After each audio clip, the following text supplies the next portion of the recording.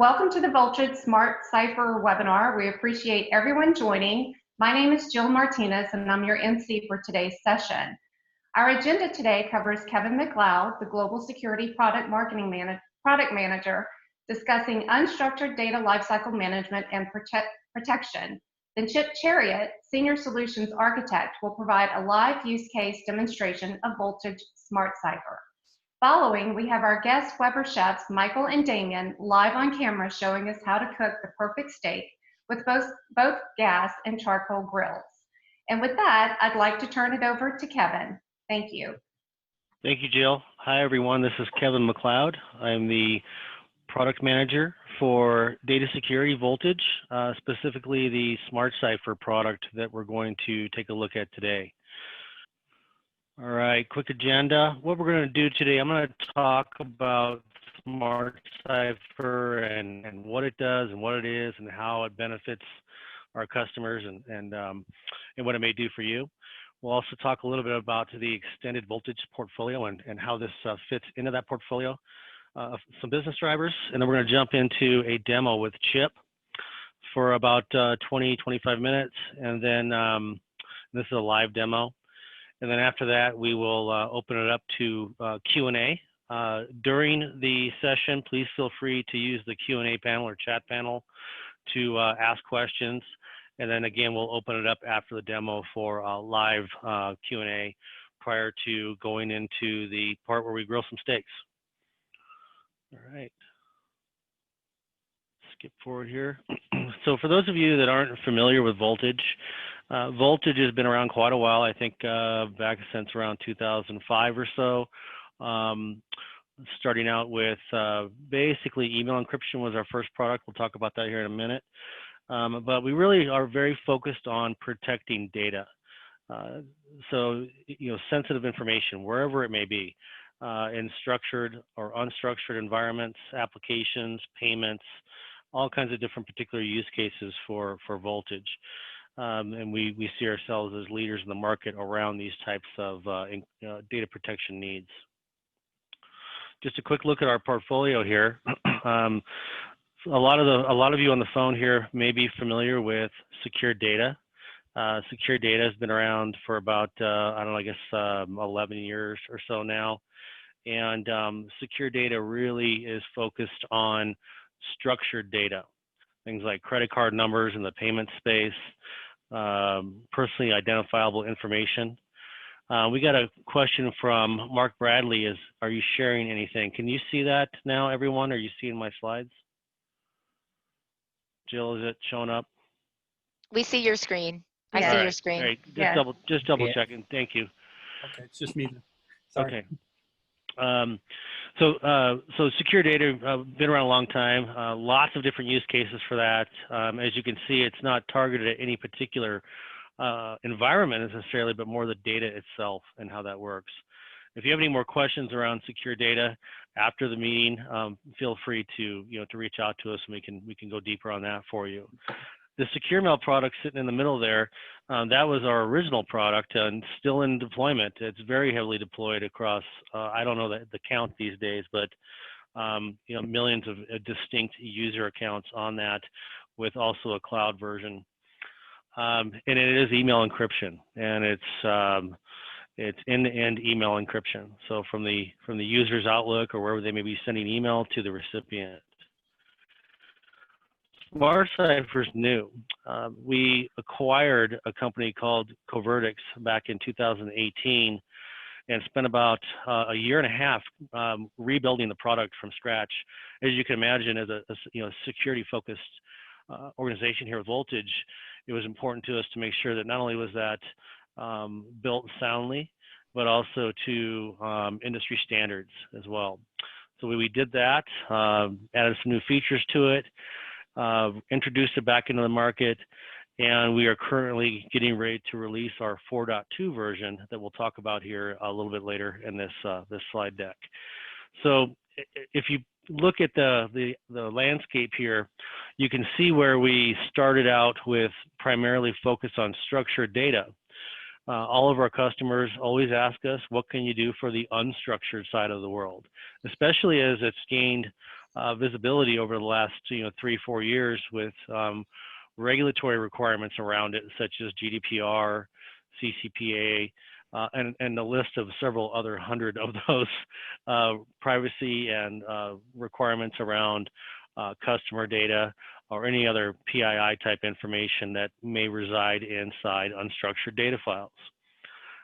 So that's why we added that to the portfolio to round this out for our customers on both structured and unstructured data.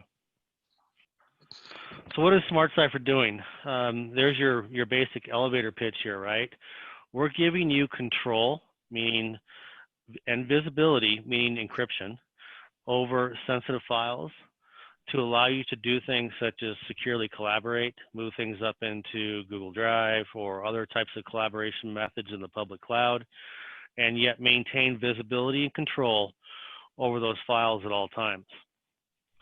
Okay, so a very simple scenario might be where you take some information out of your customer database and it gets put into a spreadsheet, and then it's sliced and diced and sent over to a third-party marketing firm for whatever initiative you may have with that third party. In that workflow, somebody may have done something very simple, like ODBC attached to a database, pulled down the entire data set, which includes a lot of PII about our customers, and really only looked at maybe a piece of that in the report, but it's embedded in that spreadsheet now. So we've taken structured data that was unprotected, we've moved it into an uncontrolled spreadsheet with no visibility around it, and then sent it to a third party. Of course, that's all intended workflow, right? That's what we want to do. We need to get that data to the third party, but we need to do it in a manner where I retain control and visibility of that data in that file at all times, from the point of capture or creation all the way to the point of use at that third party and what they're doing with it. We'll go into more detail on what that actually means with some of the features here shortly. So in the past, you may have tried to accomplish things like this use case I described using multiple tools that give you protection at certain points. So an example would be email encryption, right? One of our products. So in that scenario, I used email, Outlook, to send that spreadsheet to the third-party marketing firm. When the third-party marketing firm receives the email, of course, they're going to decrypt it and save the attachment. Everything's lost at that point, right? I have no visibility, there's no protection and no monitoring on that spreadsheet at that point. The third party's got it, they can do as they do with it, and you're reliant upon them to protect your data. And this is how we see a lot of unintended breaches occur, or data loss. What SmartCipher is doing there is, in that particular scenario, that content, that spreadsheet is actually encrypted with SmartCipher. And a bunch of features come along with the encryption. We'll have another slide for that. But at that point, the file is saved on the third party, and that file is encrypted. The third party can use it because they have permission to do so, and I'm monitoring all that at once. So, real simple use case here to describe how we are achieving not only just pure privacy requirements related to industry regulations, but also from a security posture for the organization so that they know this type of content is being protected and monitored. And again, like I mentioned before, we're adding this capability into our existing portfolio of data security, structured and unstructured. We get into the unstructured world, as you're probably all familiar with, it's much larger than the structured side. I think estimates range that it's typically 75% of a customer's data footprint. 75% of it would be unstructured versus 25% for the structured. Obviously that varies, that's just kind of an industry number we see going about, but obviously there's a lot more unstructured data floating around that we have no visibility to. We may try to do things like using monitoring at the edge of the network or blocking with DLP type products, that's great. We may use other tools to classify or scan content on our file shares and storage locations, which is great too. But we really want to combine this into one single platform that does this and provides that intelligence back to the business from one place. So we'll see a little bit more about that here in a few slides. There's a lot of use cases I run across with SmartCipher. Pretty much anything you can think of. We kind of categorize those into the top three here. And you know, the first one is really focused on security requirements. I have a use case on that. I'll show you here in a second. But really, this is a customer that's focused on security directly. I have maybe some intellectual property that I need to collaborate with, maybe a CAD file, for example, that I want to collaborate with several third parties on. Maybe you're doing a M&A type of activity, mergers and acquisitions, and you have collaborating, you know, with legal and finance and third parties, and you're really focused on the security aspect of that, which dovetails into the next one, which is secure collaboration. So we see these use cases come up. The business needs to collaborate. They're going to use the easiest method possible. Typically, that's emailing things around or using something like OneDrive or Google Drive to accomplish that. And if we don't have visibility into what's going on in those particular areas, we're going to miss that stuff. So rather than focus on the collaboration platform itself, which we don't do, I'm focusing on the data file, right? So that allows the user or the business to collaborate in any method they want. And I'm really just focused on controlling access and protecting the data itself and monitoring its usage. So those two, they really flow together really well, having a way to securely collaborate using whatever method they typically use today and not forcing them into a IT delivered solution that may not, you know, function for what their needs are. Sometimes this is called shadow IT, where we see customers using their own methods to get the job done. We'll let them do that. Let's just do it securely. Kind of a different focus than maybe traditional DLP type products. We do integrate with DLP products, but they're typically focused on blocking certain types of activity. And we all know when we block end users from certain types of activity, they tend to find another way to do it. And that's okay in our book. Go ahead and use the method you want or whatever the organization supports. Let's just do it in a way that controls and monitors and protects that data all the time. The last one, this is huge for us over in APJ in Europe right now around GDPR. They're scrambling to meet requirements around these privacy regulatory requirements such as GDPR and CCPA and others that require them to monitor and control access and usage of customer PII or personally identifiable information, regardless of where it's at. Things like the right to be forgotten, all kinds of other things come into play with these regulatory requirements, including penalties if it's not done or data gets lost, pretty significant ones. So they're looking for solutions on how to do this with unstructured data, but yet not break all the workflow in the company at the same time. Lots of other use cases. These are just the three highlights here that we run across all the time, and usually things tend to fall into one of those three. Doesn't mean that's all it does. It's just the highlight list. This is a customer success story. Semiconductor company over in Europe. They have very, very sensitive design documents, as you can imagine, with valuable intellectual property in them. And their primary concern was that information getting stolen and copied in a foreign country. It could be anyone, but typically they were primarily concerned about their designs getting lost and shipped over to places like China, for example. They're so sensitive that they actually have a completely detached network where all these documents are kept that are not internet attached, and they're very tightly controlled documents on that isolated network. So when they move those design documents out of that network, they do it via email actually, and they are SmartCipher encrypting the documents as they leave that environment into the open network, if you will. so that they can monitor and control access to those files explicitly as it leaves that network. So if somebody were to leak a copy on accident, or it was stolen off a device, compromised device, the file may be lost, but it's of no use to any other third party that is not privileged to access that content. So that was a very common scenario we see with intellectual property control, especially in the manufacturing or any other design documents we might see. Very common. And again, they can collaborate or share those files however they want. Maybe they're just simply emailing it to a third party or dropping it into a Google Drive, whatever it may be. They can work on that data.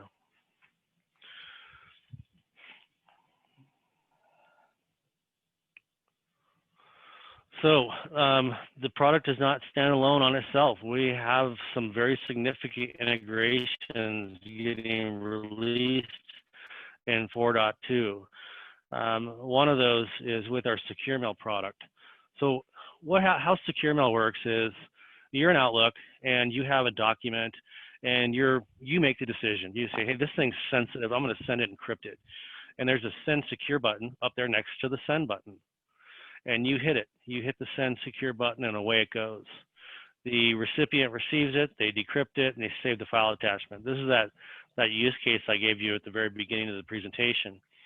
And they save the document down. You sent it securely, you did your job, right? But now that file's sitting on that third-party device without any protection or monitoring on it.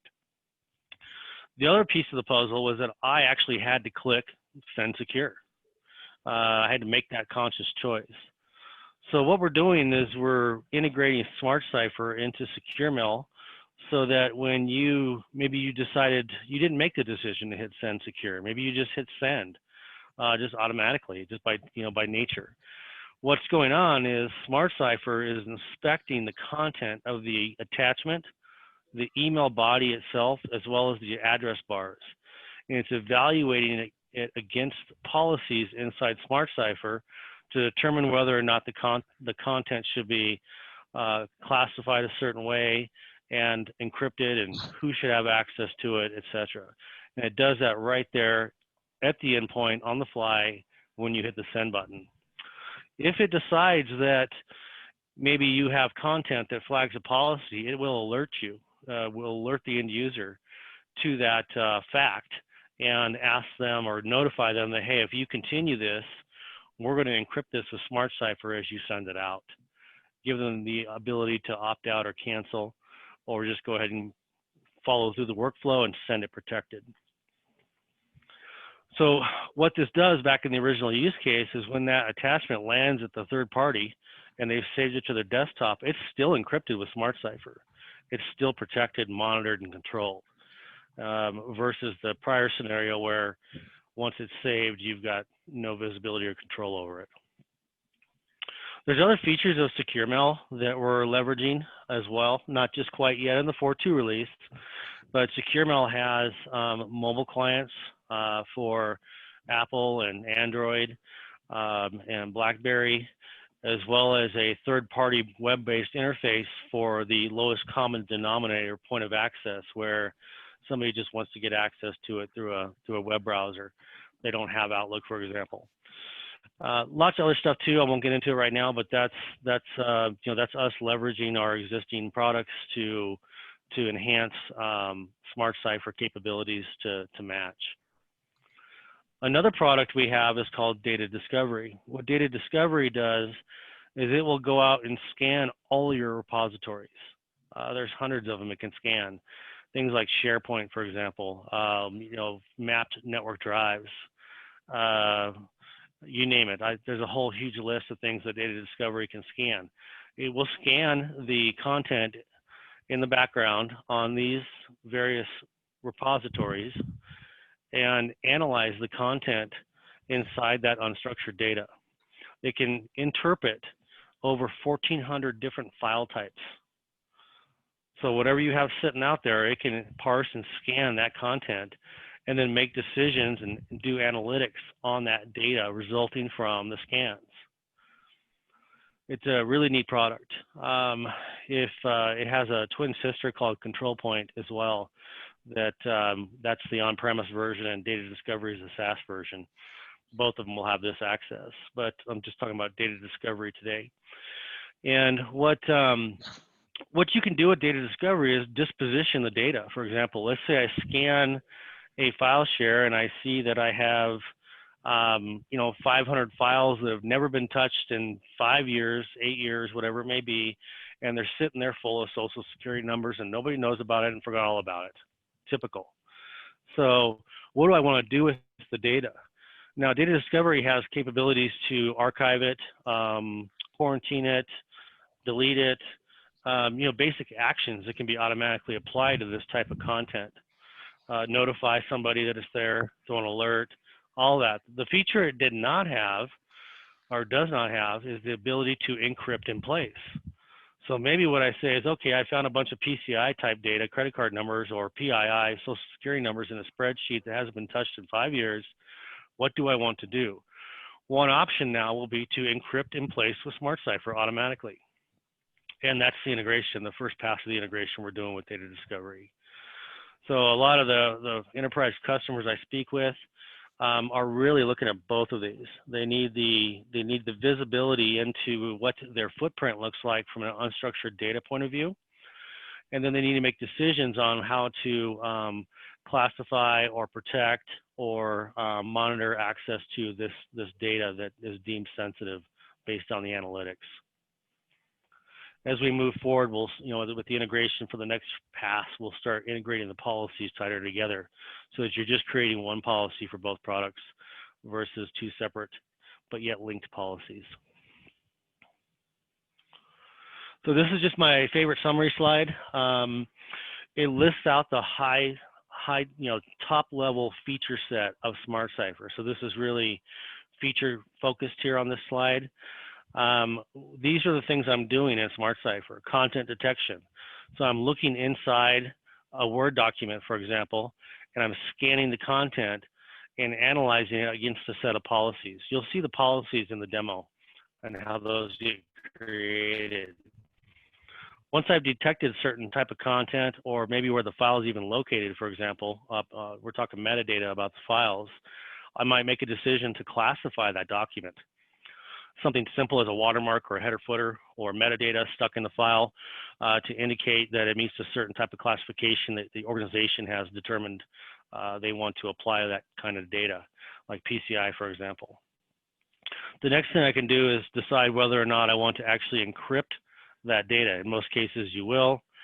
And when you do that, you also gain a feature down the list called access control. So by encrypting it, I am also controlling access. Kevin and Chip can get access to this file and nobody else can. And it doesn't matter where the file's at. It can go anywhere. It's not dependent on the location of the file. The encryption and the policy get wrapped into the file or wrapped around the file as a wrapper, and you can't get through that wrapper without having access to do so, and then the automatic decryption. This is really important because it actually happens transparently. In an ideal scenario, an end user wouldn't even be aware of it. They want to open a protected file, they just double click it like they normally do. It opens right up. They don't have to do anything. Operate on the content and then close the file and move on. It's all transparent to the end user. They're not required to encrypt or decrypt anything. Happens automatically and transparently to the end user. If they do not have access, then they're going to get blocked. They won't be able to open the file.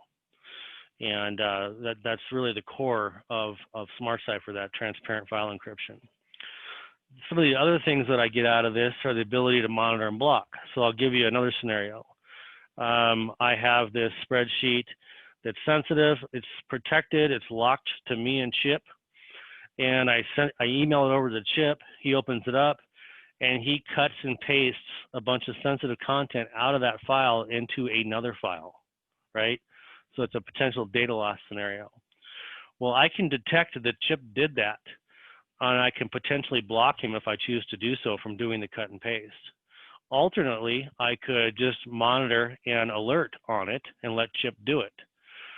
Another capability would be to have the new file that Chip cut and pasted into inherit the security properties of the old file automatically. So the original spreadsheet, all of the access control and policy features would be inherited by the new file as well. Again, all configurable in the policy, but those are some of the things I can do. Maybe I don't want you to print the file out unless it's on a corporate printer. Just all kinds of neat things I can do with monitoring blocking at the endpoint. And we really try to do this in a method or workflow where the end user is involved in it. I'm not trying to do it quietly. I'm trying to tell them, hey, when you do this, you're violating this policy. Are you aware of this? And do you want to proceed, or do you want to stop what you're doing? And then alerting on that with reporting and audit capabilities. So I'm actually, one of the new features of 4.2 is enhanced logging at the endpoint. What that means is everything that user is doing with the sensitive protected content is monitored and logged as well. And that rolls back up to the server and then out to a SIM or log management product or some other analytics tool that you might use in your security operations to correlate that type of data with other systems. So you'll have that rich data set coming out of the endpoint that is, shedding light on how users are trying or are operating on sensitive data. And of course, the policies are all centralized, but yet synchronized with all the endpoints so they can operate offline and continue working without having connection back to the home base, so to speak. That's kind of the high list there. Well, I think we're going to need to jump into the demo here with Chip next. Let me, this is just a quick summary slide. So when you leave here, what am I trying to remember? Basically, it's transparent, persistent encryption of unstructured data. It doesn't work like we're used to, where you apply encryption then remove it to use it. It just happens transparently inside SmartCipher to do this. So the user is not involved in having to protect and unprotect data. You don't end up with multiple copies of the document in an unprotected state. I'm gaining visibility and control over how those files are used to meet privacy and compliance requirements, as well as enhanced security posture. I'm enabling folks to collaborate with cloud services in a secure manner. Whatever that cloud system may be is not relevant. It's more about how I'm protecting the data and monitoring it wherever it's used. And then giving you detection, classification, and encryption controls right at that endpoint, at the point of use. That's really what SmartCipher is all about. I find that my corporate customers tend to have some of these things around classification already. That's okay. We'll integrate with that stuff and enhance it with the additional and other capabilities of SmartCipher. All right, we're going to jump over to Chip, let him do a demo. He's going to show us a couple of sample use cases here. Just basically, a real basic one on protecting data in a file location. It sits in a directory called sensitive, for example, therefore it gains this policy and protection associated with that. The second one is what I was talking about, where we're actually detecting content and applying policy based on that. And the third one will show access control and usage based on that policy that was set up. Okay, Chip, go right ahead. Okay, perfect. Thanks, Kevin. Okay, so as Kevin talked about, we'll go through a couple of use cases. We'll look at the then we'll look at the policy that has been defined in order to give us the result that we're looking for on the endpoint. I have a very simple demo environment here. This is the client's machine, the endpoint where SmartCipher is installed. And I have a backend server which is hosting the SmartCipher server that an administrator will log into in order to define those policies. So in the first use case, we have a local folder that has been created that on the desktop that is being targeted for hosting sensitive information. And from an end user's perspective, all they really have to do is either save a file into that folder or drag and drop a file into that folder. And the folder that the file that we're going to use is aptly named here on the desktop, no sensitive content.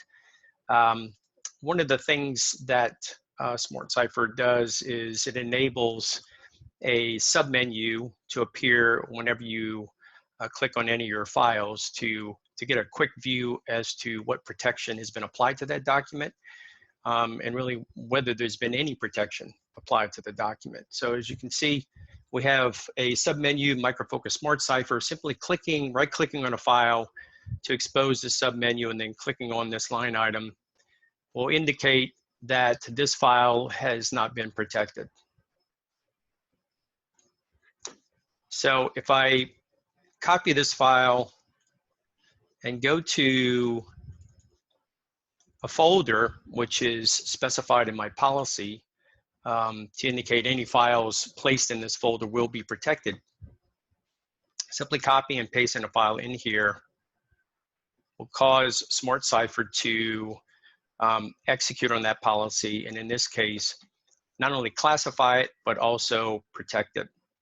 So going back to this submenu again, we can see that after SmartCipher has acted on that policy, the file has been classified as confidential, and using a policy defined as local folder, which we'll take a look when we look at the administrative console, and all of the various actions that are available to specific users. In this case, we're allowing any user to gain access to these specific functions. So that's pretty easy, just taking a file and dropping it into a folder. The next use case is where we're going to interrogate the content of the file itself and identify sensitive data, in this particular case, PII-related data that is part of this file. I have another document here on the desktop, and I'll open it up and begin to fill in some information. And the information that the policy is looking for is PII related. One of the things you'll notice as we come into Word here is a classification bar that has been added to Word by SmartCipher. And it allows you to see whether there's been any classification that's been applied to the document, as well as the policy that has been assigned. Right here, you'll notice that really there's no protection that's been assigned to the document. We'll start filling out this document, save it, and see what happens.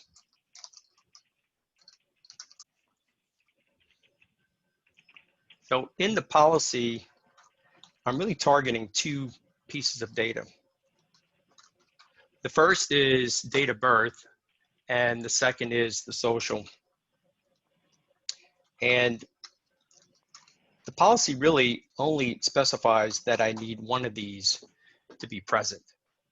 I could cause or modify the policy to look for both of these items, but I'm really only targeting just having one piece of this data. So I've got my data entered in. I'm going to save this document off. I'm going to place it in Documents.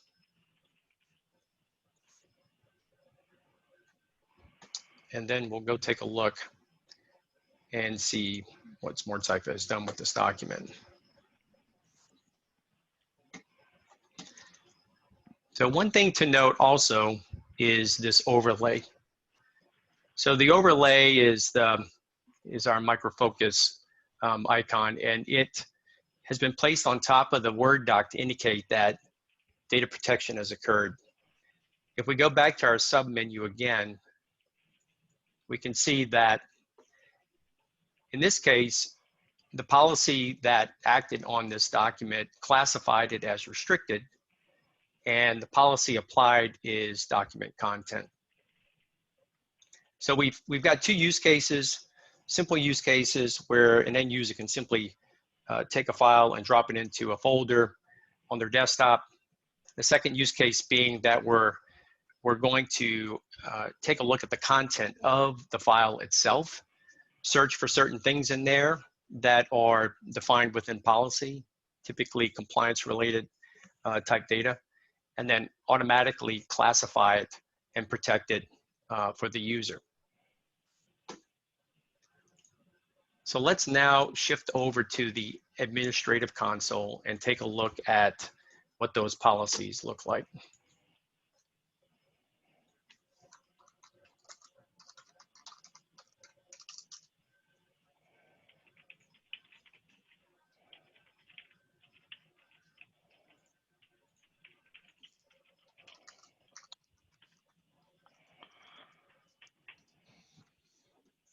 Okay, we're going to log in and let's go to the policy setup tab. And here are our two policies. The first being local folder, which we saw in that first demo, and the second one being document content. So if we take a look at how these are defined, they're pretty much the functions of how you define these policies are spread across these four tabs. The first tab, the general tab, is really there to collect just general information about the policy and what you're going to be doing with the policy. In this case, we're indicating that we're going to protect documents that are placed within a specific location.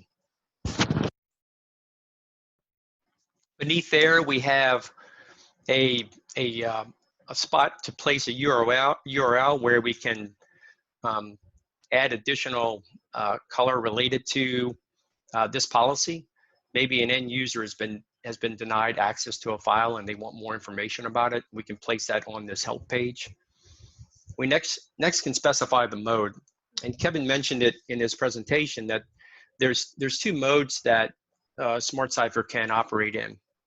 The first being active, in which we're not only going to classify this document based upon the policy, but we're also going to encrypt the document as well.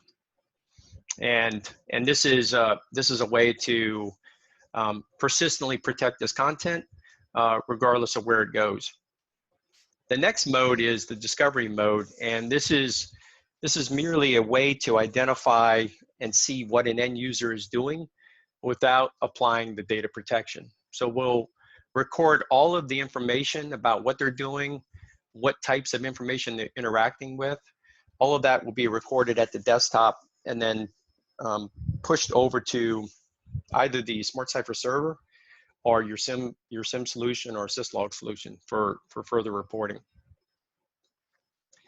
And beneath there, we have a classification level. So we provide out of the box default classification for you. You can go in there and certainly modify and add additional classifications. But in this case, we have 4 classifications that we can assign to files: restricted, internal, confidential, and public. And in this case, we're assigning this, for this particular policy, a classification of confidential. So now that we have all that defined, we now want to skip over to data sources and identify exactly what data will be in scope. And here we're indicating that through 2 areas, the data sources and the refined sources at the bottom, the data that we're looking for. And in this case, it's going to be files that effectively can sit on any computer, on any drive in a folder named sensitive. But we may not want to target all data, all file types within that folder. So beneath there, we indicate and we narrow down exactly what file types we're looking for. So in this mix, we have Office documents, PDFs, as well as some graphic file types. So now that we know what sort of data we're targeting, we specify what the end user can do with this data. And there's several operations that are defined within under the rules tab. The first being whether we're going to allow the end user to unprotect files when they're working offline. In this particular case, within our local folder policy, we're going to block the user from doing that. We're not going to allow them to remove the encryption off of the file. The second operation would be to either allow or deny them the ability to manually protect files on their own. And while we can certainly do that, in this case, we want to force SmartCipher to shoulder that responsibility and to, based upon a centralized policy, protect files. So we're not going to allow end users to be able to attach policies to files manually. And lastly is the various operations that we will allow the end user to do. We will allow them to perform any of these operations. If you look over here to the left, you see monitored operations. And what this means is that these various operations will be monitored and audited, as well as all of these operations. So in this case, we're going to allow any user to perform these various operations. One of our options here is to specify specific users or specific groups that we want these operations to apply to. So for example, I had some financial documents that were related to this quarter's reporting, and I only wanted the financial group to be able to access those documents. Instead of specifying any user here, I can specifically call out the finance group and specify that they are only the ones that are allowed to open up documents, to print documents, etc. So this is how I can limit access to these documents once they've been protected. And this a situation that may occur is that some files that have been protected may inadvertently be distributed somewhere on the network by an end user of a specific group. And that end user doesn't really know where they dropped that file to, but it got placed someplace out there amongst the hundreds of file servers that an organization may have. Well, knowing that this file has been protected for a specific group means that even if administrators stumble along across that file and attempt to open it up, they won't be allowed to do so because they're not part of the security group that's been authorized to open up that file.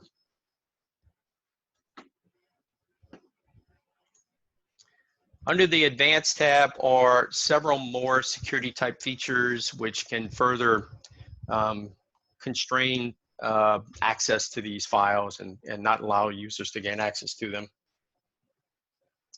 The first is the ability to synchronize the policy with the server prior to opening up a document, so that the sensor that's living on the endpoint must communicate with the server in order to gain access to the latest and greatest policy settings.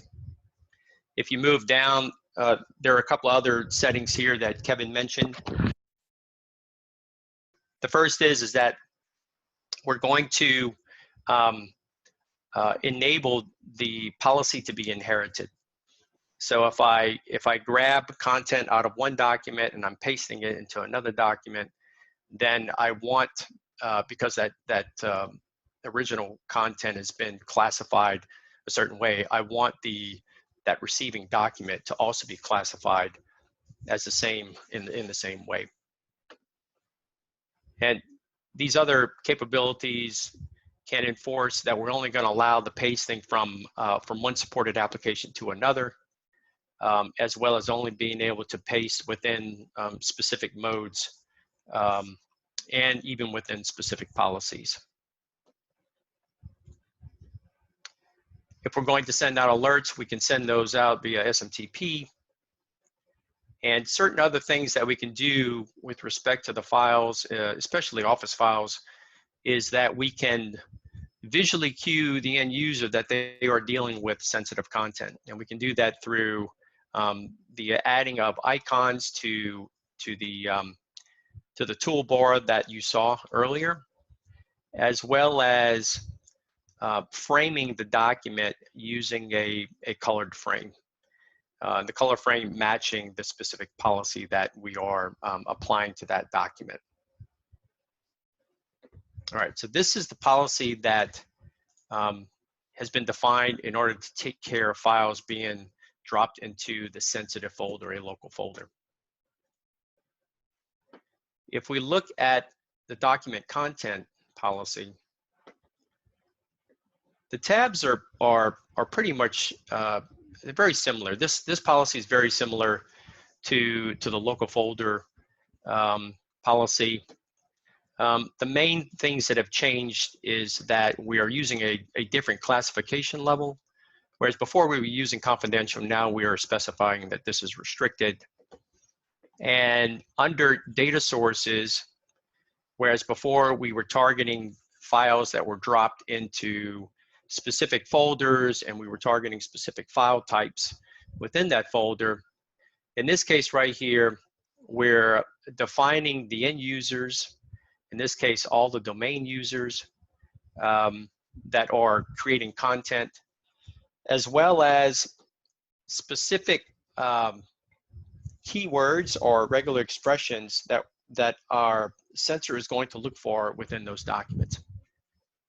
And in this case, while we can have a domain user create content, we're not interested in all of the content that they're creating.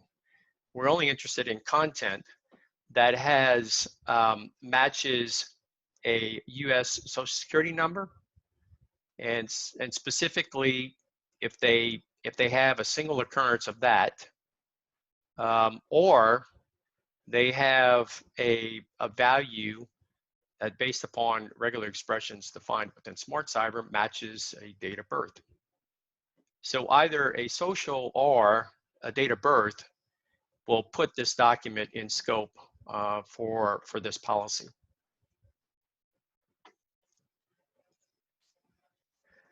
The operations are pretty much the same. We're blocking the end user from being able to unprotect these files or remove the encryption from the files. We are relying on SmartCipher to apply data protection. We're not relying on the end user to do that, so we're blocking the end user's ability to manually attach these policies to files. And we're pretty much like the local folder policy, monitoring the same operations as well as allowing the end user to perform these various operations.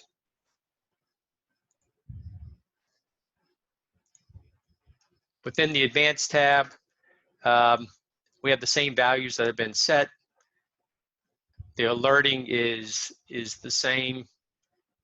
And regulation, the only difference here between the local folder policy is that while we are still using frames to highlight the sensitive content within documents, the frame color has changed.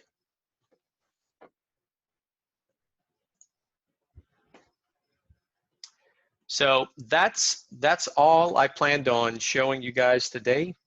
2 use cases, one where the end user can drop files into a folder and have those files automatically be protected and classified. And the second use case of the end user not having to do that, just simply adding content that is deemed to be sensitive, whereby SmartCipher interrogates the content, determines that there is sensitive content within the document, and automatically classifies and protects it. And something to highlight there, Chip, on that particular local folder policy.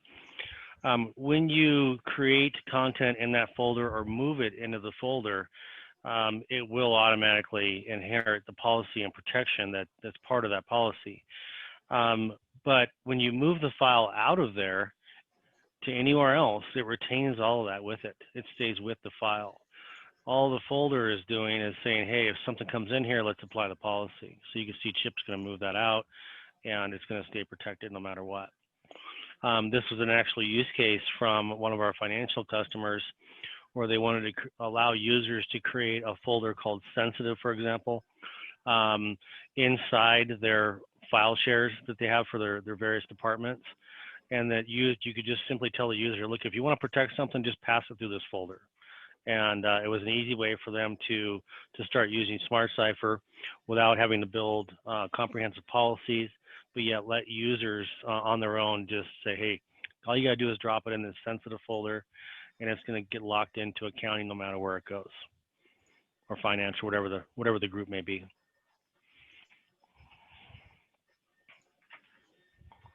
All right, Chip, thank you for doing the demo. Much appreciated. I wanted to open it up to a quick Q&A session here before we pass it over to our folks with Weber. All you have to do is unmute yourself and ask any questions you like, and we'll do that for about 10 minutes, 5-10 minutes. Don't be shy. For that last example use case you gave with the file repository thing, does the file repository type matter? Could you use that on an external SFTP that your vendors came and got sensitive documents from? Yep. And part of that, so I've been asked that a lot, and typically those FTP locations tend to reside on a Linux box. And so we're releasing a Linux version of this too. As I mentioned in the chat, we're doing it for Mac and also includes Linux, early next year. So that'll make it much easier for you to do that, because I know a lot of that's Linux.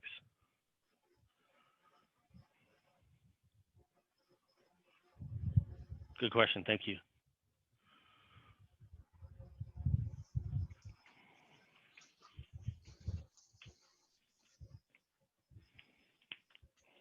I know some of you probably already have some of these things. For example, you might be using data classification products to place tagging and metadata within files.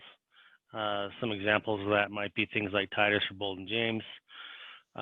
We've got a feature coming up to detect those tags in the metadata and also inside the document. We could do right now.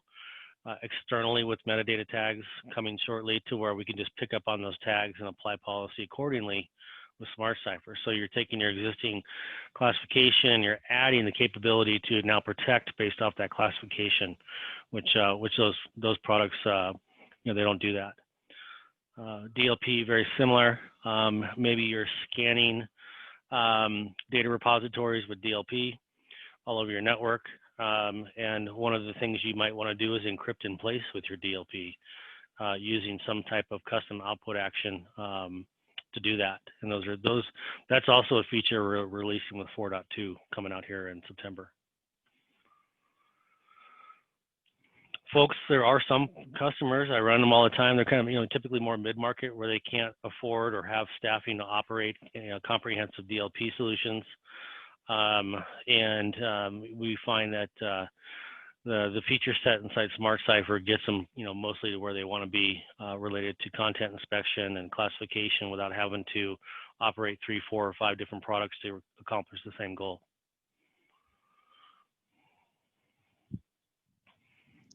For the secure mail integration that you mentioned at the very, very beginning of the presentation, you said that there was an app that sat for mobile devices. How seamless is that for email users when they receive an encrypted document to view the encrypted content? That's been around quite a while now, and it's been through several iterations of usability rework. So yes, it's actually, I believe, like on the Apple, it's just a long press or a long click, whatever you want to call it, and you say open in secure mail, and the app pops up and decrypts it and opens it. So it's about as simple as it can get. I think the Android is something similar to that. I haven't used it on my Android yet, but maybe Anthony's actually on the call. Maybe he has some feedback on that for you. So it does open the content in the external secure data app, or not secure data, secure mail app, not the native mail app. It opens it. So what happens? Let's say you receive it in the native mail app, and you want to open it. So you're gonna on the Apple device, you're gonna do a long click and say open with the Secure Mail Helper app. So you actually have a Secure Mail app on the phone too.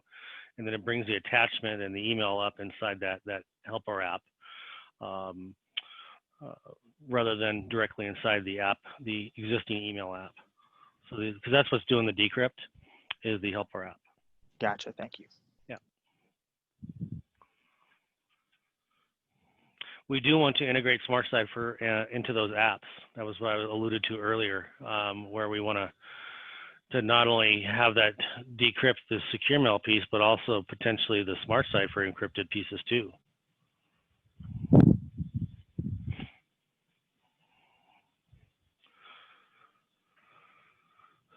Something else I get asked a lot related to the secure mail integration. So while we were doing the secure mail integration, the way I designed it, I can actually integrate with any other email encryption product very easily. I haven't done it yet, but if there's use cases around that, it's very simple to do. And it can also operate without email encryption. Again, we'll be releasing that option later. So basically what that means is you're not sending an encrypted message, but I'm going to go ahead and encrypt the attachment with SmartCipher, even though you're not using email encryption. Great questions.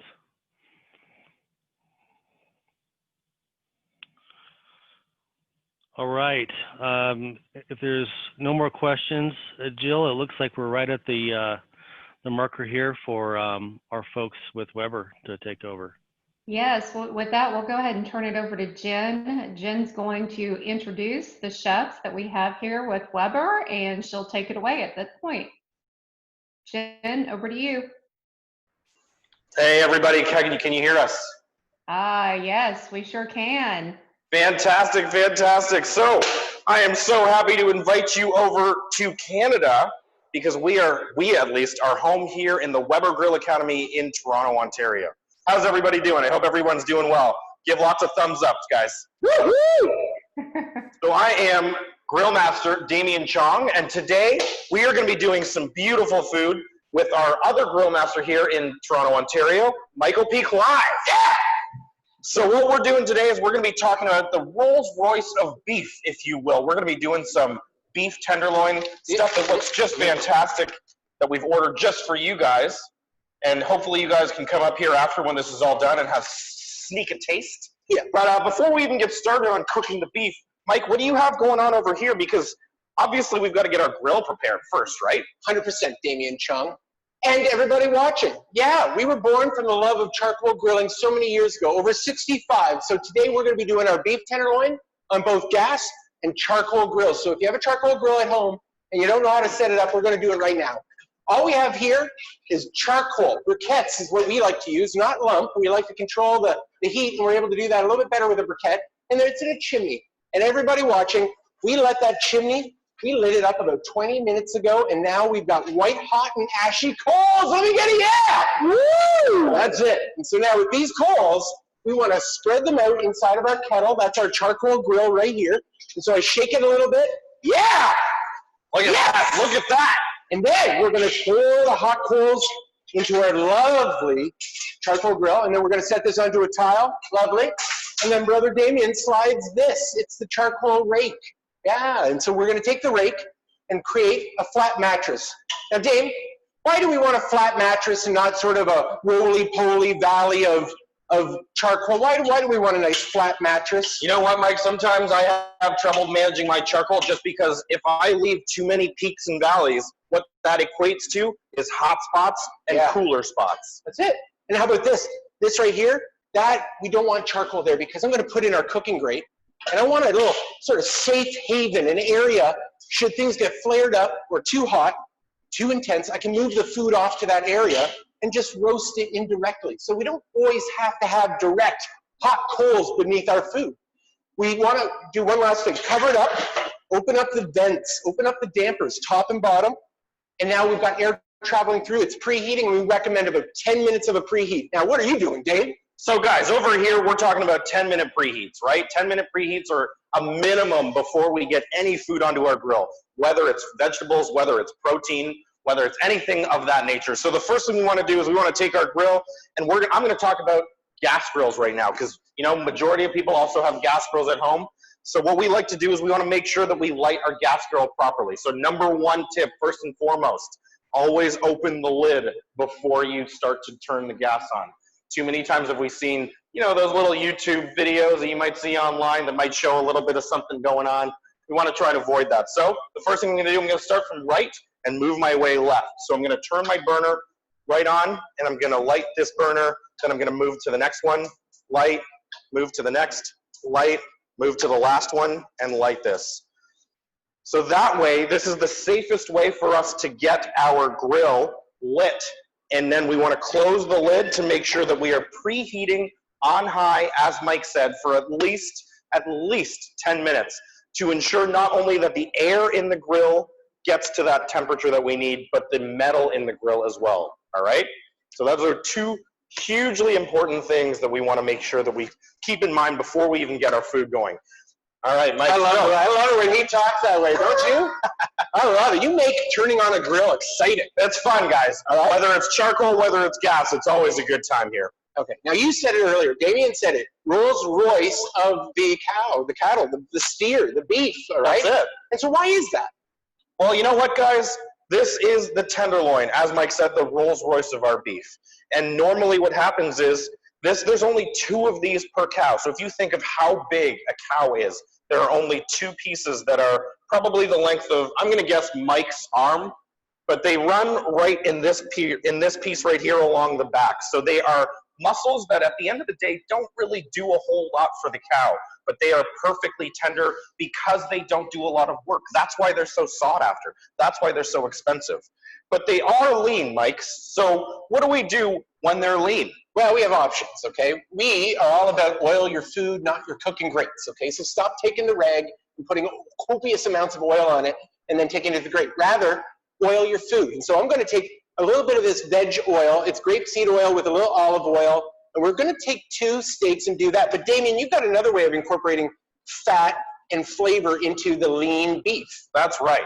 So whenever you see filet mignon in a restaurant, those beautiful cuts of meat, typically what happens is it's not just presented to you like this, but rather there is this cheeky little piece of bacon that wraps right around. And the whole idea behind this is we are adding a little bit of fat to this very, very lean piece of meat. So that way we are incorporating both fat, and guys, we all know fat is flavor, right? Yeah. So the last thing we're going to do, I'm just going to take a toothpick, and this is just going to secure everything right in place for when we start to season. I'm going to oil a little bit on the surface of our steaks, and we are going to let Mike continue his Salt Bay magic all over our beautiful fillets over here. Is it cheeky enough? It is cheeky, Mike. Right. It is cheeky. So what am I doing here? Well, we're seasoning, and we're trying to season a little high up so that we don't have dense pockets of salt and pepper all over our beautiful, whatever protein it is. You want to kind of give yourself a little space. Now we've got a little breeze coming in here, so it is affecting my seasoning a little bit. But by doing that, we got a nice even distribution of seasoning. Now, Dane, yes, would you like me to season yours? I would love if you season mine. But Mike, when you season your steaks at home, do you only use salt and pepper, or sometimes there might be other seasonings that you might like to use as well? Some of these also, this is a Weber Chipotle spice. So if you like to use Chipotle spice, that's okay. But whatever spice or seasoning that you like, go for it. And for thick cuts of meat, I won't lie, be a little more liberal than you think. My only suggestion when you're using a pre-made spice, maybe just give it a little bit of a taste first, because sometimes you don't know how salty or not salty they are. So it's always a good idea just to get a good gauge on how salty this might be, if you need to add any, or if you need to even pull back because it has quite a bit of sodium in it already. It's important, though, that you do season your meat with enough salt and pepper that it kind of takes that iron flavor away from the beef. If you're tasting iron, chances are maybe you need to hit it with a little more salt and pepper, all right? So that is the importance of salt and pepper. Woo! Guys, we are not only going to be cooking steaks today, because that's, I mean, if we were simply carnivorous, that's fine. but we also are trying to eat as balanced a diet as possible. Indeed. So over here, what we've got is some asparagus, and this asparagus is gorgeous. What we're going to do is we're going to start to season this. Do you want to take one with no bacon and one with bacon? Yeah! That way. Now, while Damien does this, we are going to go to the grill. We're going to place these over direct heat. One with that beautiful lash of bacon, the other without, and we'll call it naked, I guess. Naked. And then over direct heat. And this is where we hope maybe our camera person, Jen, can find this. Yes! Direct heat, all right? Over the direct heat. Just a small pat, just to make sure it's hit contact with the cooking grate. The white smoke we want to capture. So we close the lid and in fact cheat the damper over the meat. The smoke has to travel over the meat now to escape. And we're looking for white smoke. What's black smoke mean? You know what? Black smoke means that they haven't elected the Pope yet. Yeah, all right. Or burning. Black smoke's bad. Burning. White smoke is the Pope or the wonderful flavors captured on our piece of beef. That's it. That's it. So white smoke's good. We have our beef. We are going to set a timer. Everybody, it is cool to have a timer in your backyard. Okay, don't let your friends say it isn't. And I'm going to be setting this one for 1 minute, 30 seconds, and then we're going to rotate it from 10 o'clock to 2 o'clock to give us perfect grill marks. Perfect grill marks like Ponderosa. Yeah, all right.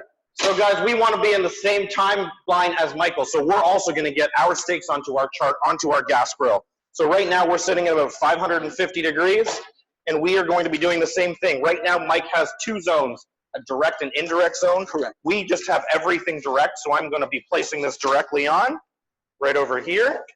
And then from here, we're just me closing the lid. And as Mike said, we are going to be setting that timer. Yeah. So I have a timer over here as well. So I'm going to be going 1 minute 30. And in 1 minute 30, we're also going to be turning our steaks that perfect 45 degrees just to get those beautiful hash marks. Yeah. And we'll give you a little tip as well when we're turning our steaks. So Mike has already gone ahead and given us a little bit of oil on our asparagus along with some salt and pepper. We're not doing too much to this. We want to keep this nice and simple, but this is a great way to season your asparagus, and then we can leave this on the side as well. Nice. All right, so when we're done and our steaks are resting, because we all know we got to rest our steaks, this is a perfect time for us to grill our asparagus. Did you say perfect time? Perfect time. Here we go. Yeah, in 7 seconds, 6. If you don't have one of these, you get into a conversation, all of a sudden your food is overcooking. So again, timer makes the world go round. Yes! And then white smoke, yeah. If things get hot, grab a cloth, use it. Over here, we're gonna just rotate. We're not gonna flip. We only did 1.5 minutes, so what we wanna do is rotate that onto a new part of the cooking grate, one that hasn't been robbed of its energy, and we rotate it, okay? We're gonna get dignified grill marks quickly by putting that hunk of meat onto a new part of the cooking grate, again, that hasn't been in contact with food. Make sense? That makes perfect sense. All right, I'm setting my timer for another 1 minute 30, okay? All right, guys, so right now I have another 8 seconds. So here, we're gonna be doing the exact same thing. We're gonna be taking our steaks, we're gonna be rotating them on the grill. However, again, we're always gonna make sure that we go to a new part on the grate. So we're gonna lift up our grate, we're gonna pull up our steaks. Yeah! See how easily they come off? Look at those pincer tongs. Just gonna go on a 45 degrees. We're gonna lift this up another 45 degrees, and we're on a new spot. We're not flipping to the exact same spot that we were on previously. And once again, we set our timer for 1 minute 30. Lovely. So civilized, everybody. That's it. That's it. So far, we are not going to tell you that time is going to be the determining factor on when your beef is ready to come off the grill and eat. We use time as sort of a framework. How do we really know when a steak is done? We use a thermometer, whether it be this instant read or one of these Bluetooth devices. The whole thing is probing the center of your protein to understand the temperature. And never discount a proper rest time. We'll be doing that later. When the food comes off the grill, we're going to let it rest under some loose foil. It's all a method to the madness to preparing a beautiful piece of beef that costs you a pretty penny. That's right. You know what? You want to make sure that you cook those beautiful pieces of meat properly, and that way we make sure that we are not wasting or losing anything. Yeah. So it looks like Mike is almost ready to flip once again. Yeah. Therefore, I shall be ready to flip shortly thereafter as well. 3, 2, All right, good. And here is our lovely beef. And so here, look at those grill marks. Place them off to a new part of the grate. Look at these ones. Lovely. Get it off to a new part of the grate. Sizzling. That bacon fat is doing its job. It's giving us flavor. It's giving us moisture. Let's close it up. We're in the final stretch. We're talking 2 minutes now, Damien. We are in, yep, we are. So we are very close. So Mike, what are you doing to pair with our steaks? We have asparagus. We've got a couple other things, but guys, the flavoring of our steak doesn't just end there. Mike, what else are we doing? We're hitting the timer. I'll tell you, have you ever gone to a Brazilian steakhouse? Anybody? Anybody? I have. And at the Brazilian steakhouse, when you're eating that beautiful cuts of meat, sometimes it's a little fatty. And what do they serve to cut through all the fattiness of the delicious meats? A chimichurri sauce, a beautiful condiment. We're gonna make it right here, right now. Now, how many of you out there watching? Oh, I'm asking all of you watching, yeah? Do you not like cilantro? Some people don't like cilantro. And with that, we're going to use flat Italian leaf parsley, okay? It's fresh, it's vibrant, it's better than curly because it's not going to hold the sand. So let's bring this over, all right, over here to the cutting board. And we're going to just take our parsley and rough chop. From here, all of it goes into the food processing bowl. Yeah, food processing bowl. And then from here, a little zest of the lemon. I like a punch of the sunshine coming from lemon into the bowl. How about aromatics, like white onion? We need to get some white onion or red onion into our chimichurri. How about tartness and tang coming from a red wine vinegar? All of it must go in. And big punch of flavor coming from 2 cloves of garlic, 1 and 2, and then salt, pepper, and chili flakes. Yeah, gonna just be the seasonings here. How about a little lemon juice? If we're gonna go zest, let's go juice. And we'll hit it with just a little, making sure the pits don't get in. I don't know, it's starting to look like a chimichurri to me. Traditionally, again, made with cilantro, but we're doing with flat Italian leaf parsley so that everybody in TV land can enjoy it when they're eating it later. And then here, olive oil. Good honking amount of olive oil. Yes. And then we're gonna cap it and we're gonna blitz it. Ooh, saved by the bell, Damien. Saved by the bell, Mike. All right, so that's on. What's happening? What we're going to do is we are going to lift up the lids. We are going to be rotating these one more time. So we have beautiful grill marks on one side. We're going to have beautiful grill marks on the other side. Sorry, everybody. Look at those. And then we're going to be placing our lid back on. We're going to be doing the same thing over here. So Jen, you want to check out these beautiful grill marks? Look at that. So we've got those cross hash marks over there. These are still flat. So we're just going to be crossing these up.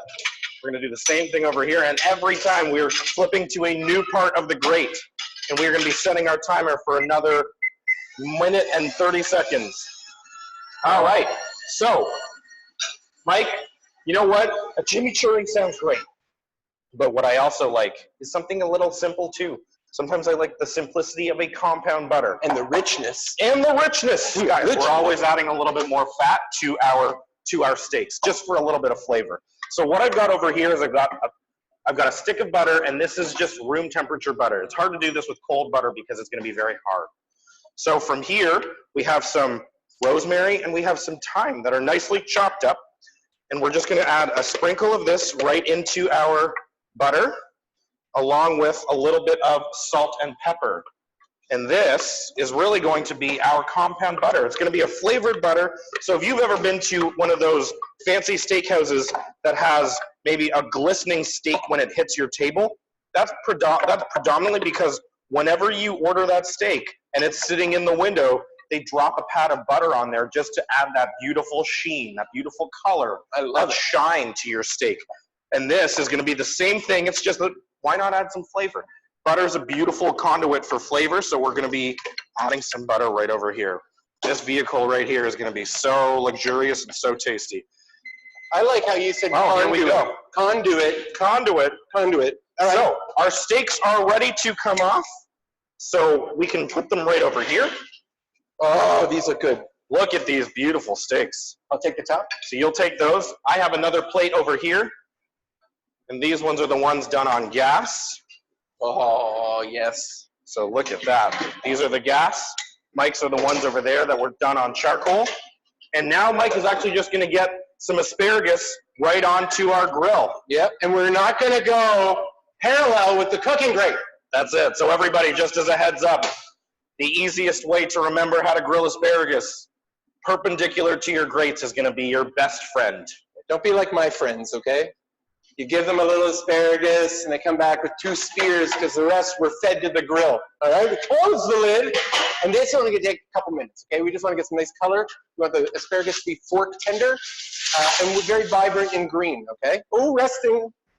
So, it looks like it's time for us to dig into our steaks, right? Wrong. Wrong. This is actually one of the most important steps. What we do is we take a piece of foil, and we're gonna fold it in half, and this is what we do. We take our steaks, and we drop our foil right over top. Mike, I believe we have some underneath. Yeah. I'm gonna show you, again, what we're doing. So we take our foil, and we are not crimping the edges over here. You'll notice that I'm not crimping the edges all the way around my plate, but rather only on 2 sides. There is a little channel of air that can run north-south on my plate here. That way it allows some of that heat to escape so that we don't create a secondary oven, therefore further cooking our steak underneath this foil. We're just letting it rest with a cozy little blanket on top. While Mike stares longingly into my eyes as he tastes his chimichurri. Yeah! So good! So guys, that hurt my ears. I hope it didn't hurt yours. Sorry. So, just as a heads up, that's okay. We're gonna let this rest for a few minutes as our asparagus grills. If you guys have any questions, feel free to either type them out or you can ask them vocally as well. Just be aware, if you are trying to communicate something to Michael, I'm the only one with an earpiece right now, so it might be hard for him to hear, but I will relay any message, yep, to Michael that you say. Thank you. Does anyone have any questions so far? Does anybody need any? Oh, we good? All righty. So we are nearly done. Mike is almost finished cooking this asparagus. I was looking though. He was looking. And looking. Ain't cooking. And looking ain't cooking. Looking ain't cooking. So the other thing that we have already grilled for you as well that we wanted to just keep over here was a little bit of potatoes. So these have been grilled. And for those of you that have ever seen something like this, this is a veg basket. So this veg basket is key. This is how we are able to grill things like potatoes or small pieces of pepper or anything like that, because the hot air is able to travel through the basket. Meanwhile, the metal is really what's going to give us a good sear on any of our vegetables that are living inside it. Therefore, we can cook this no problem and not lose anything below the grates. Yes, you can also do this with the asparagus. It's not entirely necessary, because asparagus at least is very easy to manipulate with the tongs. But these little potatoes, though, it can get a little more challenging. I'm curious, how many people who are watching are into charcoal grilling over gas grilling? That's my question to all of you. That is always our questions to everybody. I feel like we are always wondering how many people love charcoal grilling and how many people love gas grilling. At the end of the day, we are happy if everyone is grilling, because if we're all grilling, we're all winning. Oh, look at you. Oh. I like that. All right. We're all grilling. We're all winning. All right. Okay, I'm going to say our asparagus is time to come off. Being that they were so thin to begin with, we are going to remove them. Gas is winning. Gas is winning. So Jen has just let me know that gas is winning, which is really no huge surprise. I fully understand. On a weekday, sometimes you just need to get dinner on the table quickly. That's it. Gas is a great way to go. That's it. Charcoal, though, however, don't underestimate that flavor of charcoal. There is so much flavor there. It's a beautiful, beautiful thing. All right. That's 100%. it. 100%. 100%. A long day here at the Grill Academy, grilling all day. When I get home and I feel like more grilled food, sometimes I am only turning on the gas grill to get it going quickly. Look at you. So guys, this is what we're doing here. I know this is luxury right now. This is luxury, but we are not indulging in these beautiful steaks for nothing. So we want to just take that wonderfully flavored butter, and we're just going to let that sit underneath our foil just for another minute or so, and let that melt and really soak into the steak. That way we get some beautiful flavor, some beautiful taste of not only the butter, but the rosemary, the thyme. Mike, would you like some butter on yours too? Have you ever known me not to want some butter? That's true. That is true. All right. Just a little butter. We do have the chimney to go with, but we've begun plating. And so with this, we're doing family style. Often here in the Grill Academy, located in beautiful Vaughan, Ontario, Canada. Come visit sometime. We do family style platter service. So we're going to be taking our proteins, our veg, our potatoes all onto one platter and then passing that around the table. Fantastic. Our potatoes are over here if you want to start to get those on. Oh, thank you. We can. Sure. That is a good question. And I did. When Damien was over there, we were doing temps and we were looking for a temperature of medium rare. And that temperature is around 130 to 135 Fahrenheit, which is what Damien's holding up right now, a thermometer, and we plunge that. Maybe we could show where we plunge that.